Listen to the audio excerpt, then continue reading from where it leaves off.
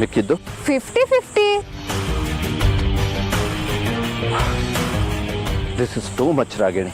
ಏನ್ ಮಾಡೋದು ಕೃಪಾಕರ್ ಸರ್, ನನಗಂತೂ ದುಡ್ಡಿನ ಮೇಲೆ ಆಸೆನೇ ಇಲ್ಲ. ಆದ್ರೆ ಅವಶ್ಯಕತೆ ಇದೆ. ನನಗೋಸ್ಕರ ಅಂತ ಆಶು ಹತ್ರ ಇಷ್ಟೊಂದು ದುಡ್ಡು ಇಸ್ಕೊಂಡಿದೀನಿ. ಇದ್ರಲ್ಲಿ ಸ್ವಲ್ಪನಾದ್ರೂ ಇಟ್ಕೋಬಾರ್ದಾ?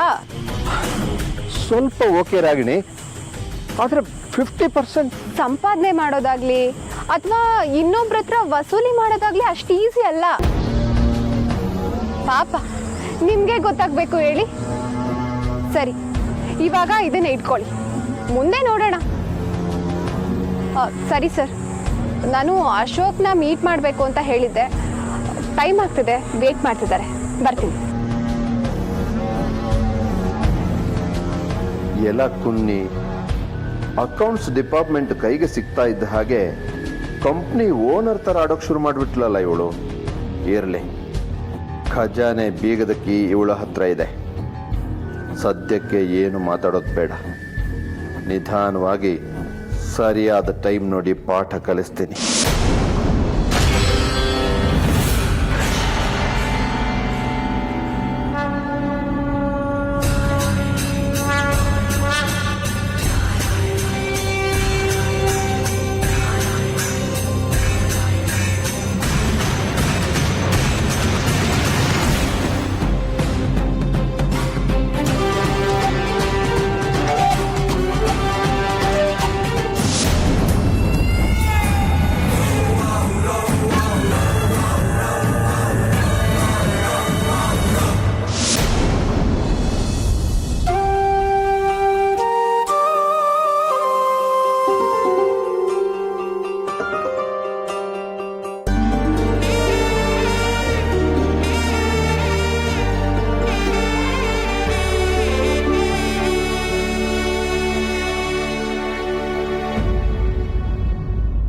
ಇವತ್ತು ಆಫೀಸ್ಗೆ ಹೋಗ್ಬೇಡ ಅಂತ ಹೇಳಿದ್ರು. ಚಿಕ್ಕಪ್ಪ, ಇವತ್ತೊಂದು ಅರ್ಜೆಂಟ್ ಮೀಟಿಂಗ್ ಇದೆ, ನಾನು ಹೋಗಲೇಬೇಕು. ಹೆಂಡತಿಗೆ ಕಾಲ ಆಪರೇಷನ್ ಆಗಿದೆ, ಒಂದು ಫೋನ್ ಮಾಡಾದ್ರೂ ವಿಚಾರಿಸ್ತೀಯ ನೀನು? ನೀವೆಲ್ಲ ಇರಬೇಕಾದ್ರೆ ನನಗೆ ಟೆನ್ಷನ್ನೇ ಇಲ್ಲ. ನಾವಿರೋದು ಬಿಡೋದು ಮ್ಯಾಟ್ರ್ ಅಲ್ಲ, ನೀನು ಎಷ್ಟರ ಮಟ್ಟಿಗೆ ಕೇರ್ ಮಾಡಿದೆ ಅದು ಮುಖ್ಯ. ಸಾಕು, ಕೂತ್ಕೊಂಡ್ರು ಬುದ್ಧಿ ಹೇಳ್ತೀರಾ, ನಿಂತ್ಕೊಂಡ್ರು ಬುದ್ಧಿ ಹೇಳಕ್ ಬರ್ತೀರಾ. ಹೇಗಿದೆಯಾ ಆರ್ತಿ?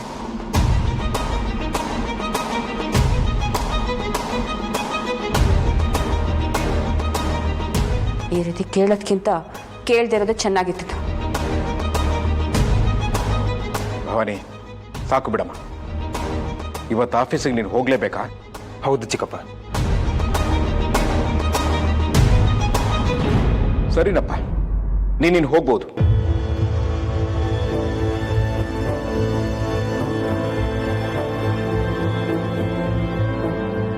ಆರ್ತಿ, ಅವನೇನೋ ಆಫೀಸ್ನಲ್ಲಿ ಅರ್ಜೆಂಟ್ ಕೆಲಸ ಅಂತ ಹೋಗ್ತಿದ್ದಾನೆ. ನೀನೇನು ಬೇಜಾರಾಗ್ಬೇಡಮ್ಮ, ನಾವೆಲ್ಲರೂ ಇಲ್ಲೇ ಇರ್ತೀವಿ. ಇಲ್ಲ ಮಾವ. ನೋಡಿ, ಎಲ್ಲರೂ ಕೇಳಿಸ್ಕೊಳ್ಳಿ. ಆರ್ತಿ ಇಷ್ಟು ದಿನ ನಮ್ಮನ್ನ ತುಂಬಾ ಚೆನ್ನಾಗಿ ನೋಡ್ಕೊಂಡಿದ್ದಾಳೆ. ಏನೋ ಗ್ರಹಚಾರ ಹೀಗಾಗಿದೆ. ಆದ್ರೆ ಇನ್ಮೇಲೆ ಆರ್ತಿನ ತುಂಬಾ ಚೆನ್ನಾಗಿ ನೋಡ್ಕೋಬೇಕಾಗಿರೋದು ನಮ್ಮೆಲ್ಲರ ಕರ್ತವ್ಯ. ನಮ್ಮ ಕಡೆಯಿಂದ ಅವಳ ಮನ್ಸಿಗೆ ಒಂಚೂರು ನೋವಾಗಬಾರ್ದು.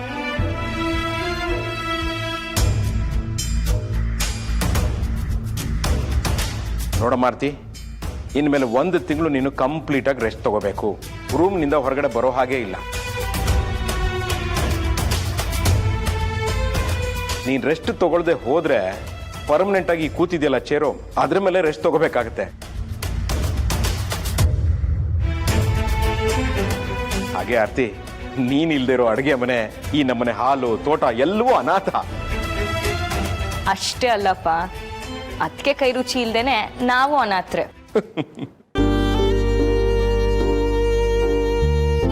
ಅದಕ್ಕೆ ಅಳ್ತಿದ್ದೀರಾ? ಹಾಗೇನಿಲ್ಲ ವೇದ, ಹೆತ್ತವರು ಈ ಮಟ್ಟಕ್ಕೆ ಪ್ರೀತಿ ತೋರಿಸಲ್ಲ. ಅಷ್ಟು ಪ್ರೀತಿ ನೀವೆಲ್ಲರೂ ನನ್ನ ಮೇಲೆ ತೋರಿಸ್ತಿದ್ದೀರಾ. ನಾನು ಈ ಮನೆಗೆ ಸೊಸೆಯಾಗಿ ಬರೋದಕ್ಕೆ ತುಂಬ ಪುಣ್ಯ ಮಾಡಿದ್ದೆ. ಈ ಜನ್ಮದಲ್ಲಿ ನಿಮ್ಮೆಲ್ಲರೂ ಋಣನ ನನ್ನ ಕೈಯಲ್ಲಿ ತೀರ್ಸೋಕ್ಕಾಗಲ್ಲ. ಮುಂದಿನ ಜನ್ಮ ಅಂತೆಲ್ಲ ಕಾರಣ ಕೊಡೋ ಹಾಗಿಲ್ಲ, ಈ ಜನ್ಮದಲ್ಲ ತೀರಿಸ್ಬೇಕು.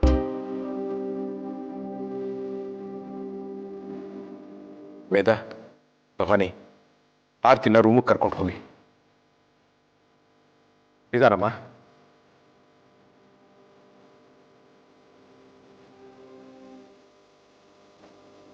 ಚೋಪನ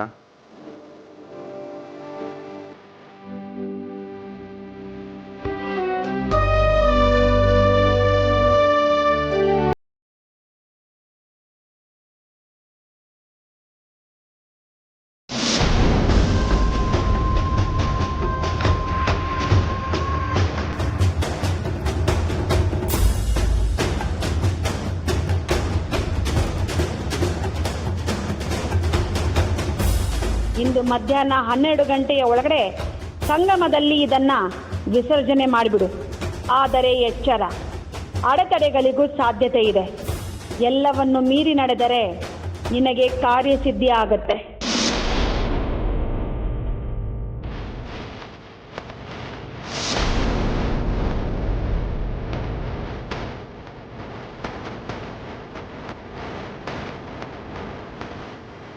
ನಾನು ಹೋಗ್ತಾ ಇರೋ ರೂಟ್ ಸರಿಯಾಗಿದೆಯಾ?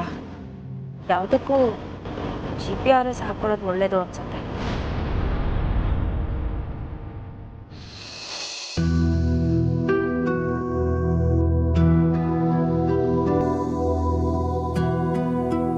ಅದಕ್ಕೆ ಇನ್ನು ಮುಂದೆ ನಿಮ್ಗೆ ಏನೇ ಬೇಕಿದ್ರು ನನ್ನನ್ನು ಕರಿಬೇಕು.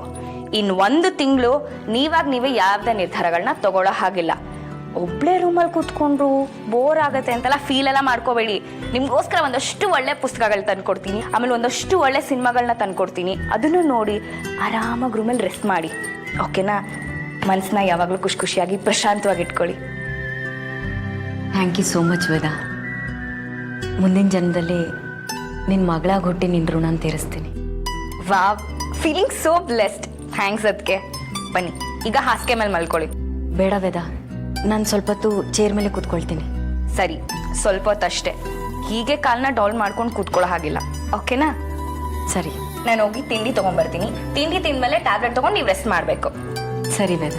ಓಕೆ. ಅದಕ್ಕೆ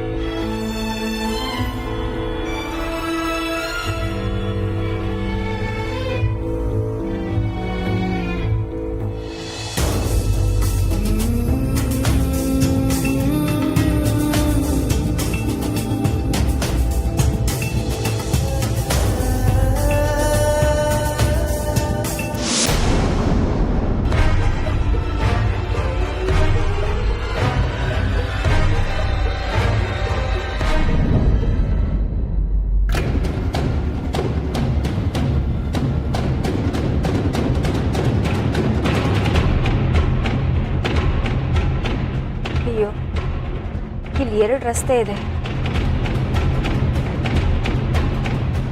ಸಂಗಮಕ್ಕೆ ಯಾವ ಕಡೆ ಹೋಗೋದು? ಯಾರು ಕೇಳೋಣ.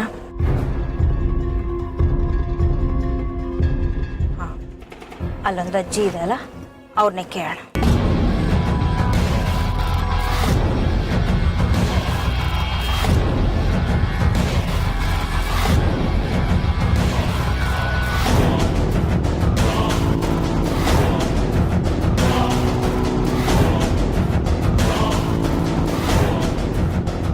ಏನೇ ಹಾಗೆ ಕೆಕ್ಕರ್ಸ್ಕೊಂಡು ನೋಡ್ತಿದ್ಯಾ?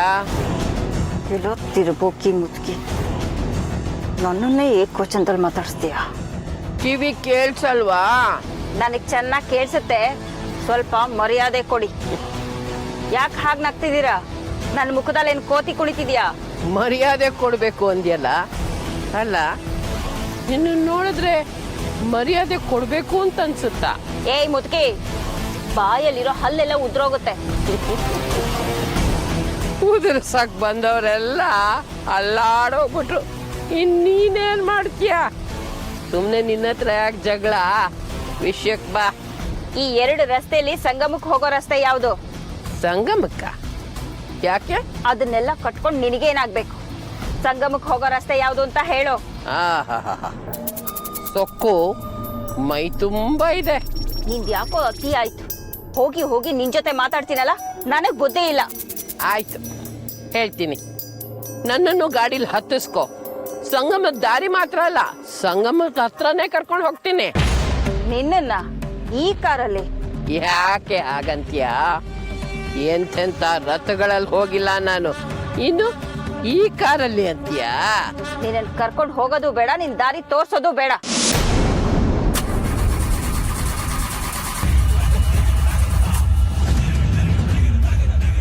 ಅದಕ್ಕೆ ಹೇಳಿದ್ದು ನನ್ನ ಕರ್ಕೊಂಡು ಹೋಗು ಅಂತ.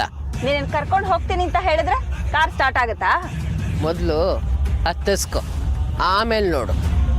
ಏನೋ ಪವಾಡ ಮಾಡೋಳ್ ತರ ಕಾಣಿಸ್ತಾ ಇದ್ದಾಳಲ್ಲ, ಕಾರ್ಗೆ ಹತ್ತಿಸ್ಕೊಂಡ್ ಬಿಡೋಣ. ಎಷ್ಟು ಯೋಚನೆ ಮಾಡಿದ್ರು ಅಷ್ಟೇ. ಸರಿ, ಹತ್ಕೋ. ಏ ಅಜ್ಜಿ, ಹಿಂದೆಗಡೆ ಕೂತ್ಕೋ.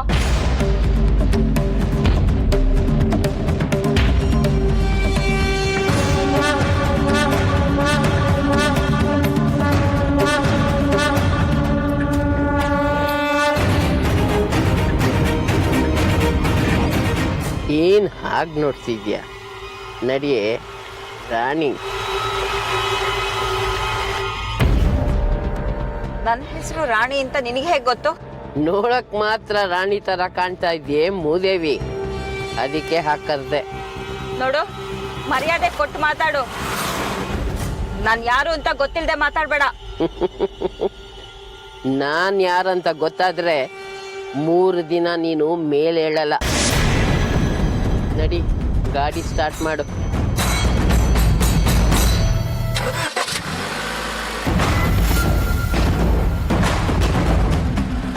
ಸಾಕು ಮುಖ ನೋಡಿದ್ದು, ಸಮಯ ಮೀರೋಯ್ತು.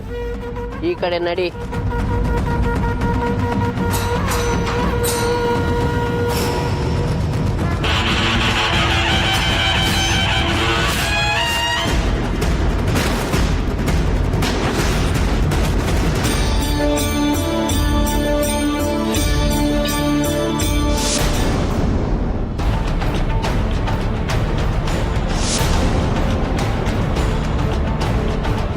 ಚಿರು ಬಗ್ಗೆ ತಲೆ ಕೆಡಿಸ್ಕೊಂಡಿರೋದಕ್ಕೆ ನಿಮ್ಗೆ ಈ ಪರಿಸ್ಥಿತಿ ಬಂದಿರೋದು. ಮಾತಂಗಿ ಎಂತ ಮಾತು ಅಂತ ಆಡ್ತಿದ್ಯಾ? ಹೌದು ಅಮ್ಮನವ್ರೆ, ಅವನಿಗೆ ಬಂದಿರೋ ಸ್ಥಿತಿ ನಿಮಗೂ ಬರೋ ಥರ ಆಗೋಯ್ತು. ಮಾತಂಗಿ, ನೀವು ನನ್ನ ಮೇಲೆ ಎಷ್ಟು ಕೋಪ ಮಾಡ್ಕೊಂಡ್ರೂ ಪರವಾಗಿಲ್ಲ. ಚಿರು ಕಾಲಿಲ್ದೆ ಒದ್ದಾಡಿದ್ದ. ಈಗ ನಿಮಗೆ ಈ ಸ್ಥಿತಿ ಕೊಟ್ಟಿರೋದು ನೀವು ಅನುಭವಿಸ್ಲಿ ಅಂತಾನೆ. ಮಾತಂಗಿ ಪ್ಲೀಸ್, ನನ್ನ ಮಗನ ಬಗ್ಗೆ ನನ್ನ ಮುಂದೆ ಈ ರೀತಿ ಎಲ್ಲ ಮಾತಾಡ್ಬೇಡ. ಹೆತ್ಕರಳು ಮಾತಂಗಿ, ಇಂಥದ್ದನ್ನೆಲ್ಲ ಕೇಳೋಕೆ ಸಂಕಟ ಆಗುತ್ತೆ ನನಗೆ.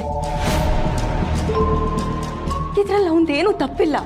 ತಪ್ಪಿಲ್ಲ ತಪ್ಪಿಲ್ಲ ಅಂತ ಹೇಳ್ತಾನೆ ಇರ್ತೀರ. ಅವ್ನು ಎಷ್ಟೇ ತಪ್ಪು ಮಾಡಿದ್ರು ಅವ್ನು ವಹಿಸ್ಕೊಂಡು ಮಾತಾಡ್ತೀರಾ. ಮಕ್ಕಳು ಹಾಳಾದ್ರೆ ಅದಕ್ಕೆ ತಂದೆ ತಾಯಿರೇ ಕಾರಣ. ಮಕ್ಕಳನ್ನ ಮುದ್ದಿಸ್ಬೇಕೇ ಹೊರತು ಅವ್ರನ್ನ ತಲೆ ಮೇಲೆ ಕೂಡಿಸ್ಕೋಬಾರ್ದು. ತಗೊಳ್ಳಿ, ನಿಮ್ಗಿಷ್ಟ ಬಂದ ಹಾಗೆ ಮಾಡ್ಕೊಳ್ಳಿ. ನೋಡಿದ್ಯಾ ಮಗ್ನೆ, ಎಲ್ಲದಕ್ಕೂ ನೀನೇ ಕಾರಣ ಅಂತಾರೆ. ನೀನೆಷ್ಟು ಮುಗ್ಧ ಅಂತ ಇಲ್ಲಿ ಯಾರಿಗೂ ಅರ್ಥನೇ ಆಗ್ತಿಲ್ಲ. ನೀನ್ ಕಾಲ್ ಕಳ್ಕೊಂಡು ಎಷ್ಟು ಕಷ್ಟಪಡ್ತಿದ್ದೆ ಅಂತ ನನ್ಗೆ ಈಗ ಅರ್ಥ ಆಗ್ತಿದೆ.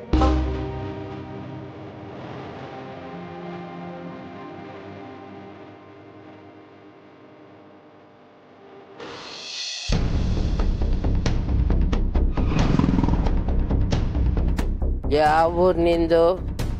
ನಾನ್ ಯಾವ ಊರಾದ್ರೆ ನಿನಗೇನು? ನೀನ್ ಎಲ್ಲಿಗೆ ಹೋಗ್ಬೇಕು ಹೇಳೋ. ಮೊದಲು ನಿನಗೆ ದಾರಿ ತೋರಿಸ್ಬಿಟ್ಟು ಆಮೇಲೆ ನಾನು ಎಲ್ಲಿಗೆ ಹೋಗ್ಬೇಕೋ ಅಲ್ಲಿಗೆ ಹೋಗ್ತೀನಿ. ನೋಡೋದಕ್ಕೆ ಮಾಟ ಮಂತ್ರ ಮಾಡೋಳ ತರ ಕಾಣಿಸ್ತಿದ್ಯಾ? ನಿನ್ನ ದೃಷ್ಟಿಲಿ ದೋಷ ಇದೆ. ಮೊದಲು ಅದನ್ನ ಬದಲಾಯಿಸು, ಆಮೇಲೆ ನಾನು ಸರಿಯಾಗೇ ಕಾಣ್ತೀನಿ. ಸರಿ, ಸಂಗಮಕ್ಕೆ ಹೋಗ್ತಾ ಇರೋ ಉದ್ದೇಶ ಹೇಳಲೇ ಇಲ್ಲ. ತುಂಬಾ ಮುಖ್ಯವಾದ ಕೆಲಸ ಇದೆ. ಅಂತ ಮುಖ್ಯವಾದ ಕೆಲಸ ಏನಪ್ಪ? ನನ್ನ ಹತ್ರ ಹೇಳ್ಕೊ. ಹೋಗ್ತಾ ಇರೋದು ಕೆಲಸ ಒಳ್ಳೇದಾಗುತ್ತಾ ಕೆಟ್ಟದಾಗುತ್ತಾ ಅಂತ ಹೇಳ್ತೀನಿ. ನೀನೇನ್ ಕಣಿ ಹೇಳೋಳ? ಹೋಗೋ ಕೆಲ್ಸ ಆಗುತ್ತಾ ಇಲ್ವಾ ಅಂತ ಹೇಳೋದಿಕ್ಕೆ? ಹಾಗೆ ಅನ್ಕೋ. ಏನು ಬೇಕಾಗಿಲ್ಲ. ನಾನ್ ಹೋಗೋ ಕೆಲ್ಸ ಆಗೇ ಆಗತ್ತೆ. ಅದನ್ನ ನಿನ್ನ ಹತ್ರ ಕೇಳಿ ತಿಳ್ಕೊಳ್ಳೋದೇನ್ ಬೇಕಾಗಿಲ್ಲ.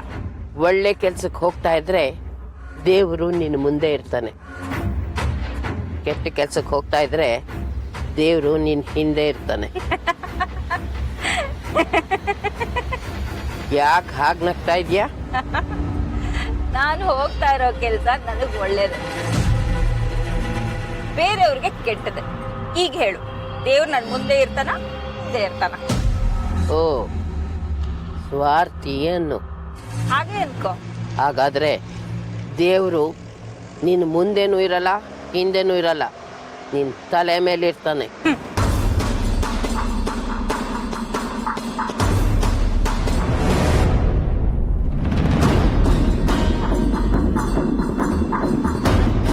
ಇದೇನಿದು?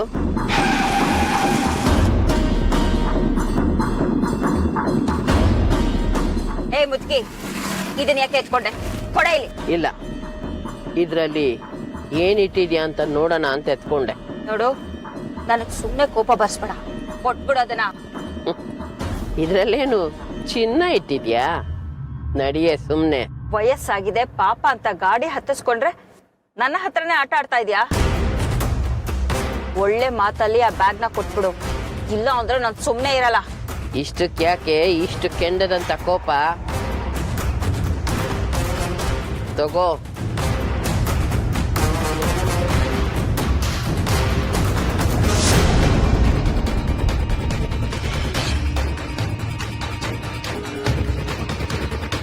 ನಡಿ ನಡಿ.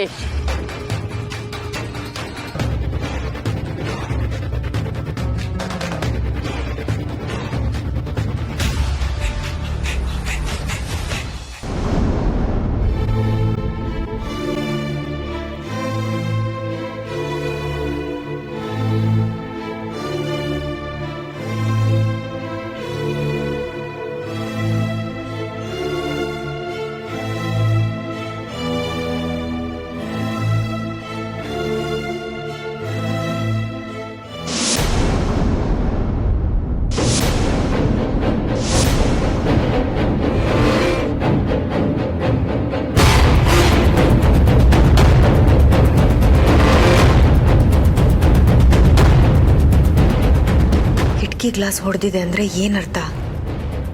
ನಾನಿಲ್ದೇ ಇದ್ದಾಗ ಈ ಮನೇಲಿ ಏನೋ ನಡೆದಿದೆ. ಮಾತಂಗಿ, ಏನಿದು? ಏನಮ್ಮೋರೆ? ಇಲ್ಲಿ ನೋಡು, ಗಾಜು ಹೊಡೆದೋಗಿದೆ.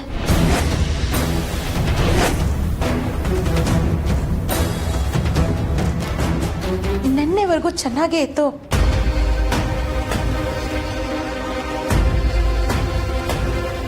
ಅಂದ್ರೆ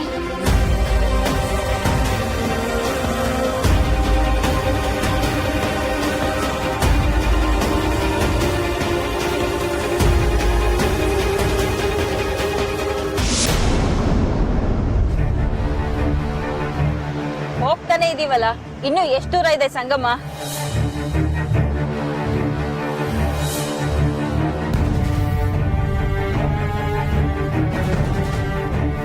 ರೋಡೇ ಎಂಡ್ ಆಯ್ತಲ್ಲ, ಇನ್ನು ಎಷ್ಟು ದೂರ ಹೋಗ್ಬೇಕು ಅಜ್ಜಿ? ಅಜ್ಜಿ, ಅಜ್ಜಿ. ಅಮ್ಮವ್ರೆ, ನೀವು ನನ್ನ ಮೇಲೆ ಕೋಪ ಮಾಡ್ಕೊಂಡಿಲ್ಲ ಅಂದ್ರೆ ಒಂದು ಮಾತು ಹೇಳ್ತೀನಿ. ಏನು? ಇದು ಚಿರು ಮಾಡಿರೋ ಕೆಲಸ.